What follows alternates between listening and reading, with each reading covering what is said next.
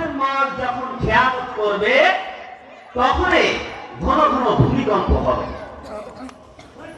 3 number আল্লাহ রাসূল সাল্লাল্লাহু আলাইহি ওয়াসাল্লাম বলেছেন ওয়াযাকাতু মাগরামা, যখন যাকাতকে নিজের কাছে জরিমানা মনে করবে, যাকাতকে কি মনে করবে? যাকাতকে জরিমানা মনে করবে। 4 নাম্বার হলো ওয়া তুআল্লিমু লিগায়রিদ দ্বীন,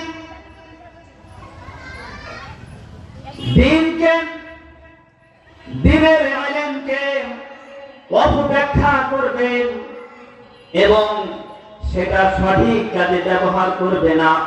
দ্বীনকে মানুষ শিক্ষা করবে নিজের দুনিয়া কামানোর জন্য, নিজের কি দুনিয়া কামানোর জন্য, আখিরাত কামানোর জন্য সে দ্বীন শিক্ষা করবে না। বলেন ঠিক না বেঠিক? আবার দুনিয়া দ্বীনের অপব্যাখ্যা করবে। যেমন দেখেছেন আপনারা কিছুদিনের ভিতরে এক আবুল নামে ফাউল, সে গ্রেফতার হয়েছে। কি শুনেছেন না? আবুল সরকার নামে, মনে হয় এই কুষ্টিয়ার দিকে বাড়ি, সে গ্রেফতার হয়েছে। সে অনেক উল্টাপাল্টা কথাবার্তা বলেছে, আল্লাহ পাক রব্বুল আলামিনকে নিয়ে কটূক্তি করেছে। সে বলেছে যে আল্লাহ কখন যে কি বলে আমি বুঝি না, আল্লাহর মাথা কোন, মুখ কোনটা আর পাছা কোনটা। বলে নাউযুবিল্লাহ, নাউযুবিল্লাহ বললেন না? আচ্ছা, এই কথা বললে তার ঈমান থাকে?